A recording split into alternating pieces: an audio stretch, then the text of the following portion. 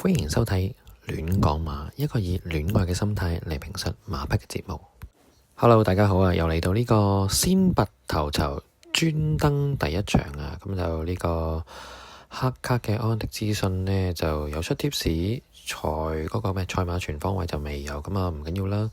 睇住呢個黑卡安迪資訊，咁啊佢嘅貼士其實都係麻麻地咁啊，佢亦都今次都保守咗，亦又係講咗好多馬，咁啊要聽得好清楚先歸納到佢啲咩貼士嘅。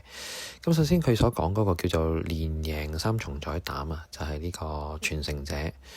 咁你可以睇翻，其實近呢幾次都冇表現，咁就叫做消息馬咯。咁啊，你問我值唔值，我就未必睇好啦。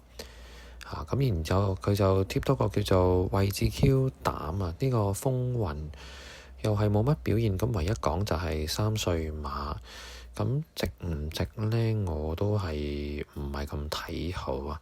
咁反而呢場呢，我都有心水嘅。咁第一個心水呢，就係其實呢，上一次發育谷大長途2200米嘅時候，嗰隻叫做加州活力啊。咁今次繼續配布文，咁其實2200米對佢嚟講係有啲長嘅，1600其實1650有啲短。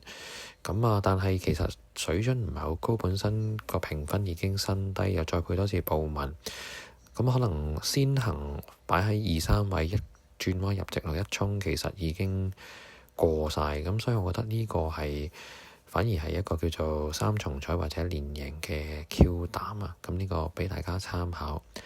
另外貼多隻呢，咁啊位置 Q 膽可以值一個12號嘅着領先。咁啊田大安其實都係近嘅，咁就輕磅，咁就見有啲分頭8到10倍，咁可以做呢個 Q 位置 Q 啦。咁就呢個加州活力搭呢個着領先。咁睇下今次邊個登邊個啦。咁但係我個人呢，都幾有信心呢個加州活力㗎。